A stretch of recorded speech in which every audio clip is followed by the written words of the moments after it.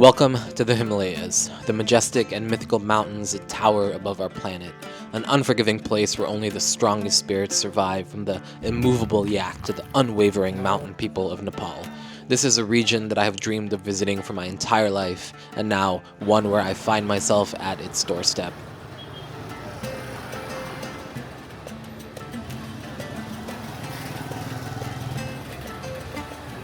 Our unforgettable journey to the Himalayas begins in the same fashion as thousands of adventurous souls before us, here in the mayhem of Kathmandu, the electric capital of Nepal and the gateway to the world's most breathtaking mountain ranges.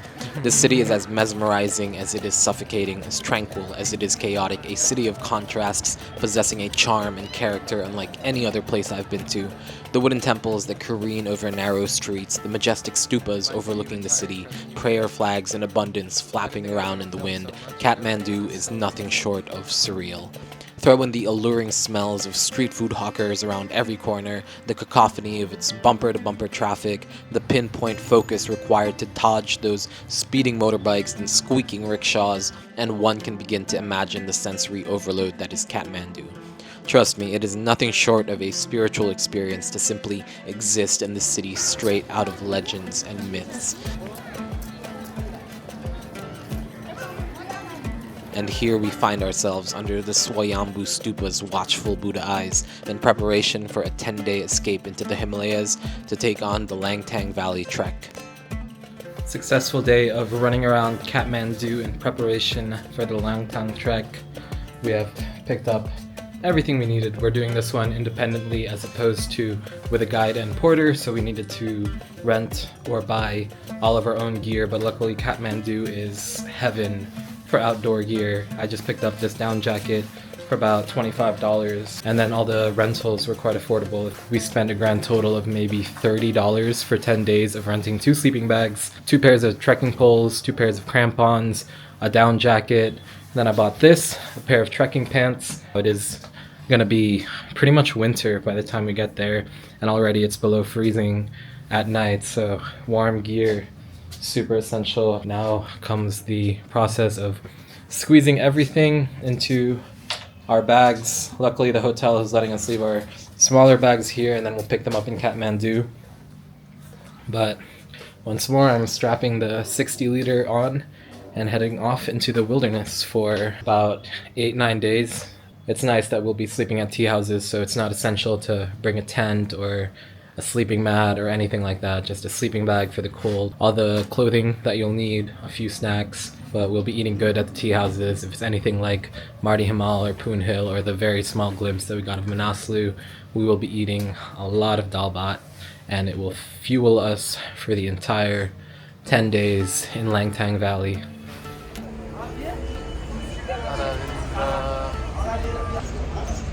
Another morning bus here in Kathmandu, this time to go to Syabru Besi.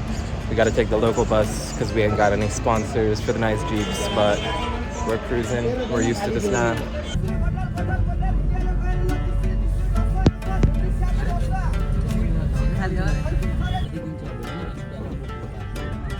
Langtang Valley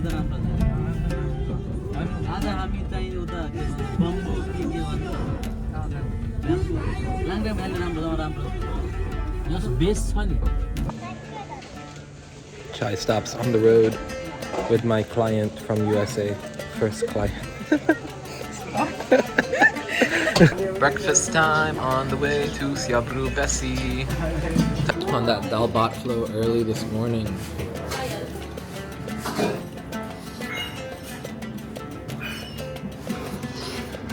Oh, and they only give you like a quarter of a pod.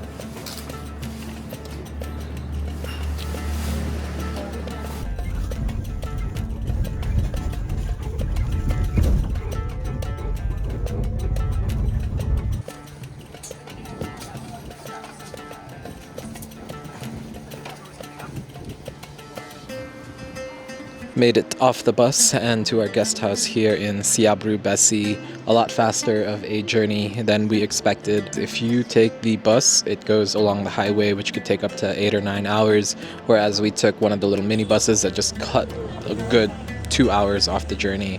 So even with all the stops, it took only about 7 hours, and that was a breakfast stop, a lunch stop, and then the stop to check into the national park. So about an hour and a half worth of stops and only 5-6 hours of actual driving. Not a bad journey at all, especially after we have done 14 hours from Pokhara to Bardia, and then 18 hours from Bardia back to Kathmandu, and 14 hours from Kathmandu to Machakola. So this is by all means not remotely as terrible as what we've gotten used to. And here's our guest house here in Syabru Besi Hotel Garden Inn, something like that. Haven't checked in yet, but the vibes look nice and the views are really, really beautiful here. Our little tea house here in Syabru Besi, very, very cozy, very, very adorable. Look at all these little couches and curtains and paintings, and a fully stocked bar. Now up to our room. Let's see what it looks like. And here's our little room in the tea house. Excellent lighting, very, very good natural lighting. We love our light sources, electricity and Wi-Fi, and a view of the river. My goodness, what a cracking deal for about 500 rupees a night. That's like $3.50 per pax. After settling into our guest house, it was time for a little wander to stretch our legs and recover from the cramped and bumpy bus ride. Our host recommended we make a hike up to the Buddha overlooking the small village, and we figured it'd be as good a warm-up as any, so we started making our way up the hill.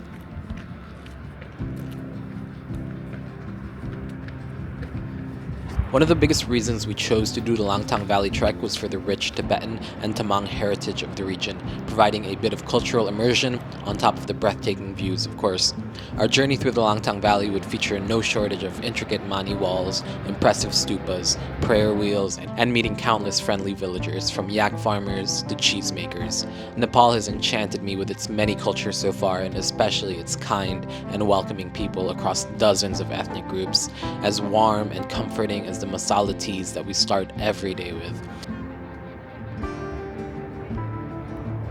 Needless to say, the short and sweet hike got us beyond hyped to be back in the Himalayas and eager for the adventure to come.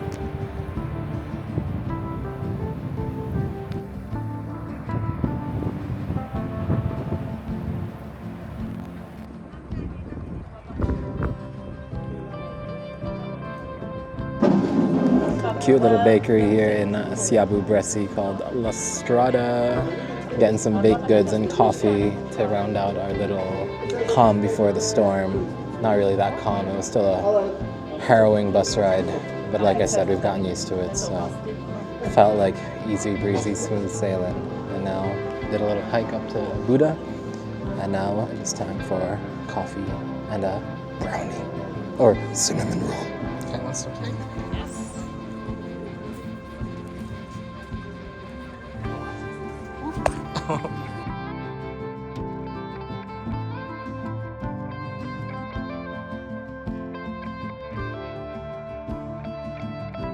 Back on the trekking grind here in Syabru Besi. Had a very good chill day today. Hiked up to the stunning Buddha, and then had a surprisingly great coffee at this outdoor cafe called La Strada, where this cute little cat decided to join us. And now it's time to get our things ready to start the Langtang trek tomorrow. Got about 8 or 9 days of trekking ahead of us, and already the scenery is very beautiful. Got a glimpse of the snow-capped peaks when we hiked up to the Buddha, and right now we've got golden hour lighting over this beautiful valley and river. From our tea house, our room is literally right here. Could not ask for a better view from where we're staying. But let's do it. Langtang, here we come. They just call it Tibetan bread, and I asked what it is, and it's just like, it's just called Tibetan bread. I don't believe samrat.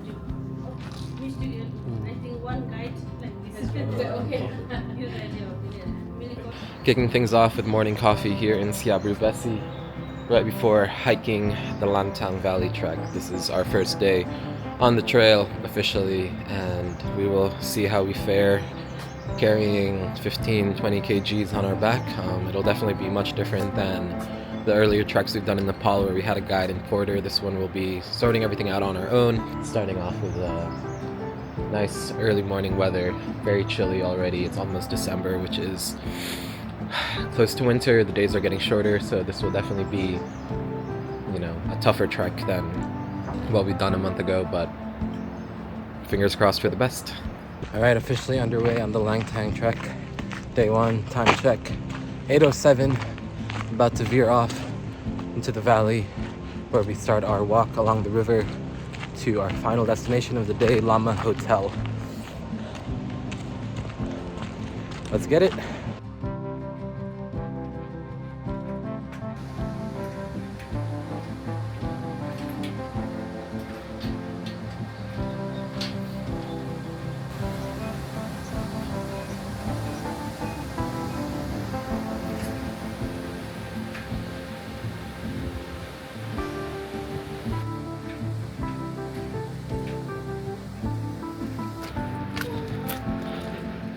Here we go, starting Langtang.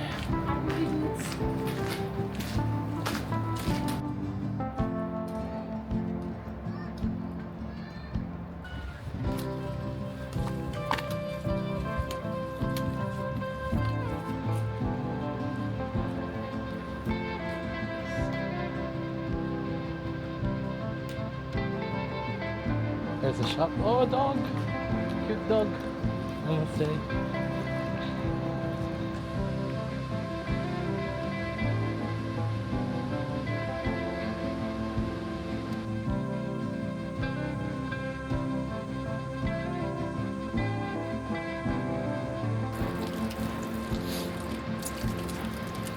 Namaste.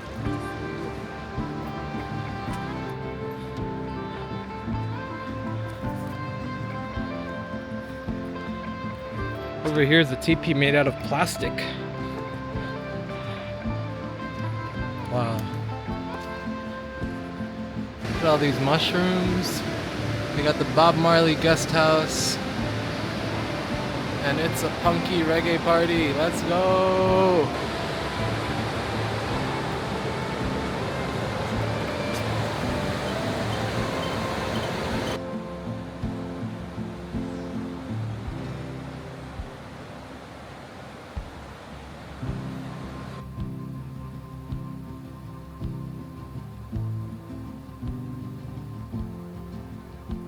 First little break stop here in Tomen. About an hour and a half of hiking so far. Mostly flat, but now the incline begins and the real test starts of how we're going to hold up with all this weight on our backs. Kind of jealous of the people with porters, but we got this. That wasn't confident enough. We got this!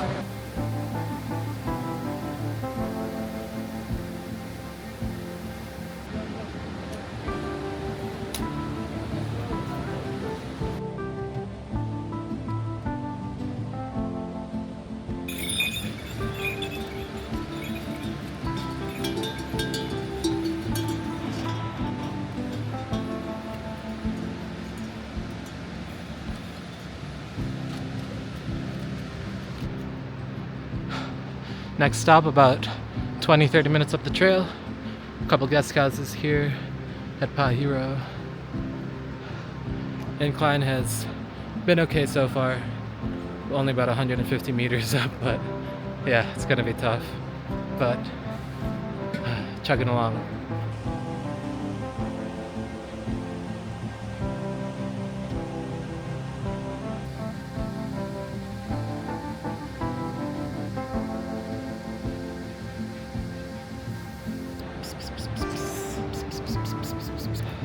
Made it to our lunch spot for the day, a little set of tea houses called Bamboo right by the river. It is adorable, perfect little halfway point. And there's a cute little cat here. She just attacked my girlfriend. Bad cat, bad cat. And now we just ordered our lunch, some fried rice and a dal bhat to hopefully energize us for the remaining 3 hours. It's definitely a challenge with the bags, not gonna lie.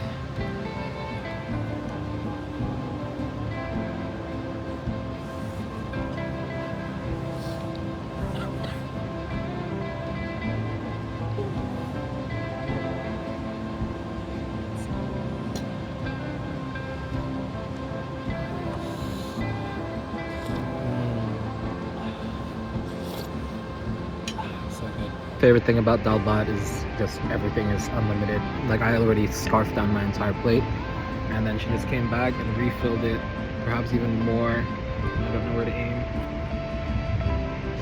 More than before. And now I got like 2 meals for the price of one. And I bet if I finish this, which I won't, she'll be like, another? And I'll be like, oh. Are you? Are you bitten again?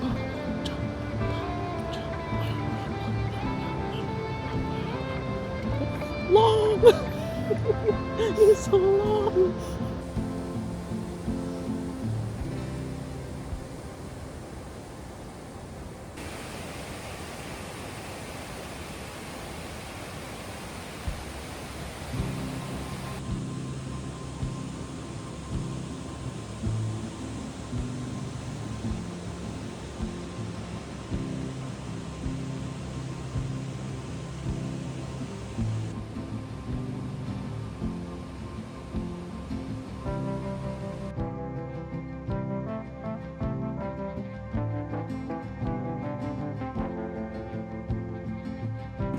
Guest house for the night here at Rimche. Decided to stop here because the view was very, very beautiful, and we heard less beautiful things about Lama Hotel, so about 20-minute difference. Cut the day short, but that's fine. It's already 3, getting late. Give us time to chill and recover.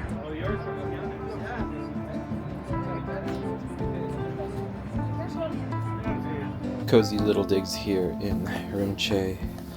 Small room, but electricity, lighting, and a nice view.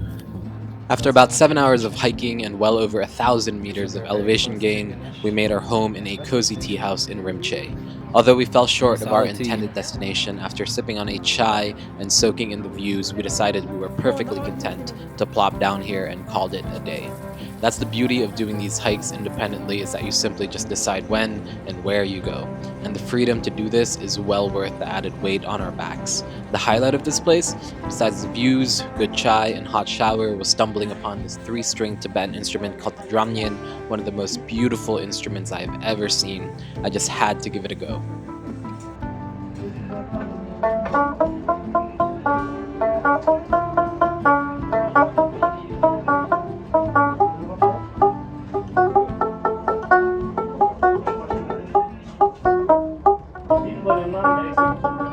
A little out of tune, but hey, with a little practice, I think I can get the hang of it.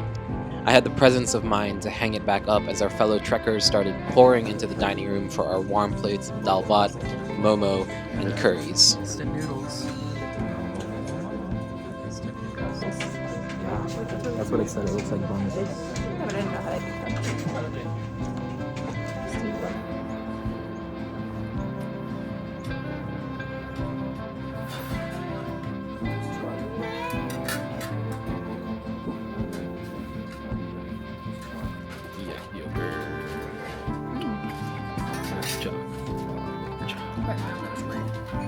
Why?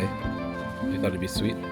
Kicking off second day of hiking here, leaving Rimche and going all the way to Langtang, 7 or 8 hours. Yalla, let's go!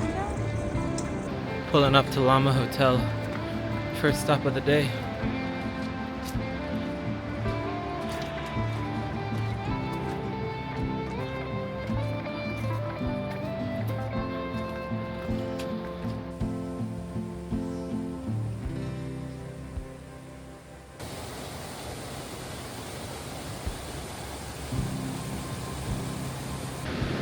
First glimpse of the mountains after hiking through the forest and along the river for several hours.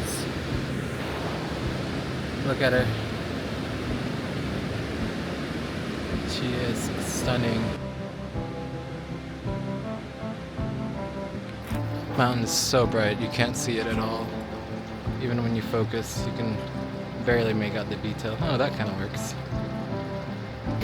The people in front of us just saw a red panda crossing this bridge behind me, and now we're staking out to see if it comes back to cross the bridge again, even though we're lagging a little behind today and have a very long, almost 8-hour day of hiking. I think it is worth the wait to try and see a red panda. They're really, really rare, only like 10,000 in the entire world, and only 300 live in Nepal, and they're very endangered. So, and this one was just a baby, so we're hoping its family is across the bridge, and perhaps he comes to cross the bridge again.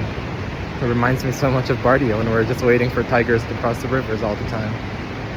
Alas, we did not see the red panda, and it honestly hurt even more knowing that we were just minutes away from getting lucky. But the show must go on, and with the snow-capped mountains now in view, we inched ever closer to our destination, motivated by the herds of yak that we were now stumbling upon with increasing frequency.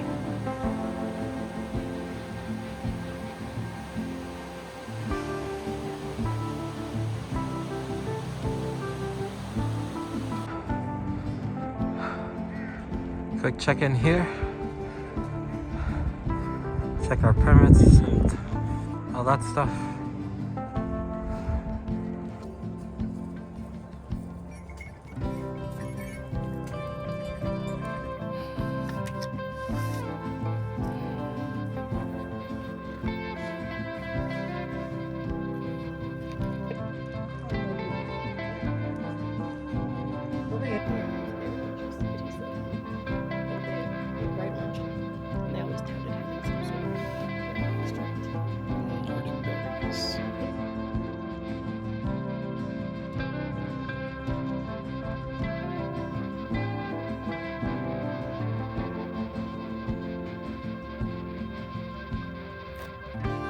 Day 2 of trekking finished.